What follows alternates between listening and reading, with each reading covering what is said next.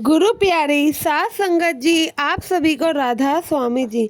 सात संगत जी, हमारे बाबा जी तो हमेशा ही हमारे साथ रहते हैं, लेकिन यह बात वो लोग नहीं समझते हैं जो कि सत्संगी नहीं होते। अक्सर वो भाई बहन, हम सत्संगी भाई बहनों का फिर मजाक बनाते रहते हैं। यही उनके मुंह से निकलता है कि तुम एक इंसान होकर दूसरे इंसान की भक्ति कैसे कर सकते हो, लेकिन उन्हें हमारे सदगुरु की ताकत का तो कुछ अंदाज़ा ही नहीं है। साथ संगत जी, आपसे विनती है कि अगर वीडियो अच्छी लगे तो लाइक करिएगा और चैनल से जुड़ने के लिए चैनल को सब्सक्राइब जरूर करेंगे। साथ संगत जी, यह घटना भी एक सत्संगी बहन की है जिसकी शादी एक गैर सत्संगी परिवार में हो जाती है। इनके परिवार वालों ने पहले बहुत कोशिश करी कि लड़की के लिए एक सत्संगी परिवार मिल सके, लेकिन कहते हैं ना, होता वही है जो ऊपर वाले को मंजूर होता है। तो इनके साथ भी कुछ ऐसा ही हुआ। काफ़ी ढूंढने के बाद इनको कोई सत्संगी घर नहीं मिला, तो इन्होंने अपनी बेटी की शादी फिर गैर सत्संगी परिवार में ही कर दी। शादी के बाद साथ संगत जी सब कुछ अच्छा चल रहा था। इस लड़की ने नामदान भी लिया हुआ था और ये सेवा पर भी जाती थी। ये सारी बातें इन्होंने लड़के वालों से शादी से पहले ही क्लियर भी कर दी थी कि हमारी बेटी गुरु जी को मानती है और ये अक्सर सेवा पर भी जाती है। तब तो उस परिवार वालों ने इस बात पर कोई भी आपत्ति नहीं जताई, लेकिन कहते हैं ना, पहले तो सब कुछ सारे लोग हाँ हाँ कर देते हैं, लेकिन फिर बाद में उनका असली रूप सामने आता है। ऐसे ही जब शादी हो गई, धीरे धीरे समय बीतने लगा, उन लोगों का भी असली रूप इन लोगों के सामने आने लगा। इस बेटी की जो सास थी और इनकी ननद थी, यह लोग को किसी पीर बाबा को मानते थे। तो इस सत्संगी बेटी ने कभी भी इनके गुरु का मजाक नहीं बनाया और यह उनकी भक्ति भी करती थी, क्योंकि हमारे बाबा जी कहते हैं ना, भक्ति चाहे करो तो चाहे किसी की भी करो।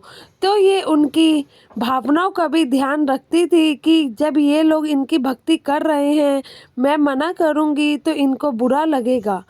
तो ये कभी भी मना नहीं करती थी। इसकी सास हमेशा इसको पीर बाबा के मंदिर ले जाया करती थी, पीर बाबा के यहाँ लेके जाया करती थी। तो ये कभी मना नहीं करती थी, जैसे वो लोग कहते थे वैसे ही करती थी। लेकिन सास संगत जी, इसके ससुराल में इसकी सास और ननद को इस चीज़ से परेशानी थी कि यह बाबा जी को क्यों मानती है।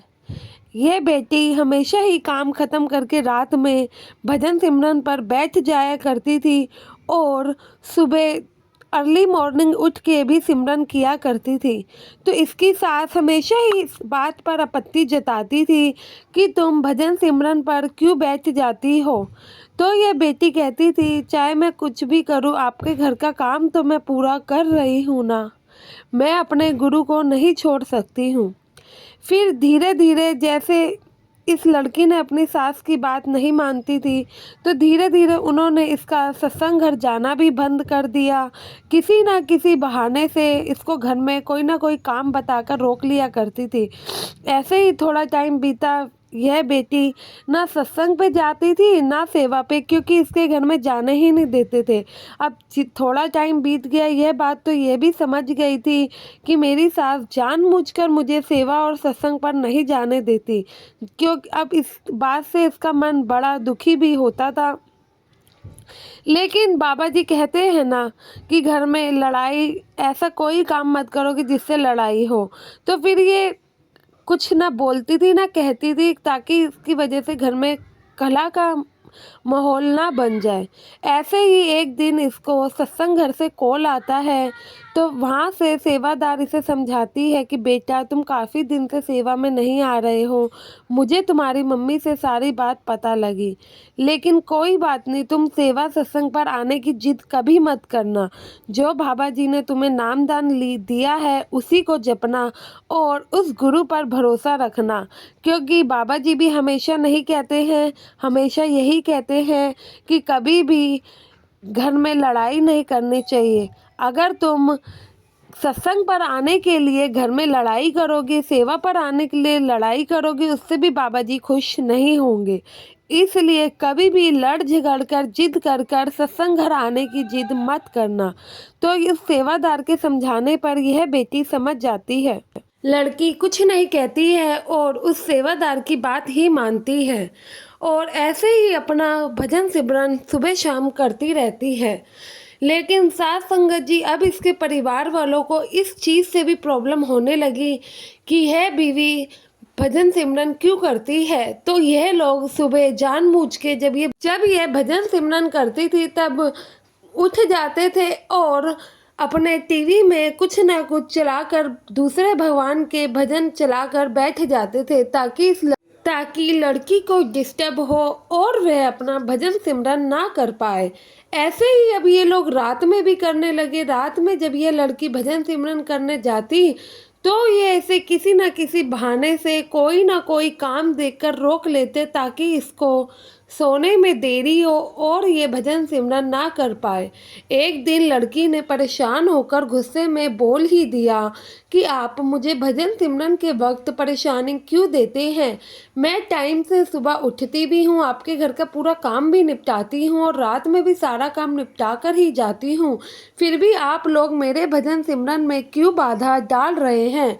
तो इसके ससुराल वाले कहते हैं, फिर उस दिन इनके घर में लड़ाई हो ही जाती है। इसकी सास और ननद बोल ही देते हैं कि भाई हमें पसंद नहीं है तुम भजन सिमरन करो, हम यही चाहते हैं कि जिसे हम मानते हैं, जिस गुरु को हम पूजते हैं, तुम भी उसे ही पूजो, इसलिए हम ऐसा कर रहे हैं।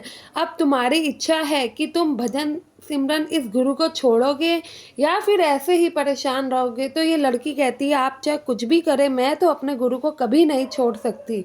फिर इसकी सास कहती है ठीक है, तुम इतना ही भजन सिमरन करते हो, अपने गुरु की बात मानते हो ना, तो बुलाओ अपने गुरु को कि वो तुमसे मिलने तुम्हारे घर आए, हम भी देखते हैं कि तुम्हारे गुरु तुम्हारी सारी बात कैसे मानते हैं। तो वो बीवी कहती है कि भाई आज शाम तक तुम्हारे गुरु तुम्हारे घर आ जाने चाहिए। तो यह लड़की बहुत ही ज़्यादा परेशान हो जाती है, सोचती है कि भाई ऐसा नहीं हुआ तो मैं क्या मुंह दिखाऊंगी, यह लोग तो मुझे दोबारा कभी ना भजन सिमरन पर बैठने देंगे ना ही सत्संग जाने देंगे, क्योंकि इसकी सास की तो यही शर्त थी अगर तुम्हारे गुरु आज आ गए तो हम तुम्हें कभी सेवा और सत्संग पर जाने से नहीं रोकेंगे। तो ये लड़की जाती है भजन सिमरन करने, दोबारा से बैठ जाती है और बाबा जी से अरदास करती है कि बाबा जी मैं तो आपसे कुछ नहीं कहूँगी, आगे जो होना है आप ही जानी जान हो, जो आपने करना है आप अपने आप ही समझ जाओ, मैं आपसे कुछ नहीं कहूँगी कि आपको क्या करना चाहिए, जो आप करोगे अच्छा ही करोगे। भजन सिमरन करने के बाद जब ये उठती है, ऐसे ही शाम का वक्त भी आ जाता है।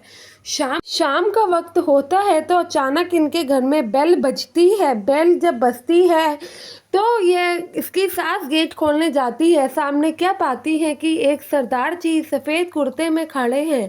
यह पूछती है भाई क्या काम है।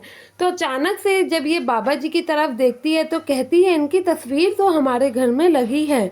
तो यह बीवी और इसकी बेटी दोनों ही बाबा जी को अपने घर में देखकर चौंक जाते हैं और इतना शर्मिंदा होते हैं कि जिसकी कोई हद ही ना हो।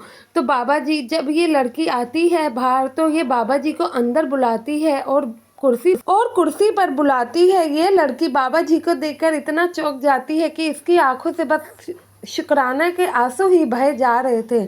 तो रोते रोते ये बाबा जी के लिए पानी लाती है और कहती है कि बाबा जी आप यहाँ आए, आपने तो मेरी सारी बात ही मान ली। तो बाबा जी कहते हैं हाँ बेटा, मैं पास में सत्संग घर आया हुआ था, यहाँ से गुजर रहा था कि मेरी गाड़ी खराब हो गई। साथ संगत जी यह कोई घटना नहीं है या ना कोई कहानी है, यह साखियाँ सच्ची घटना पर आधारित होती है जो कि संगत दूसरी संगत से साझा करती है। जो संगत के साथ बीतती है वह तो बाबा जी के चमत्कारों को जानते ही हैं।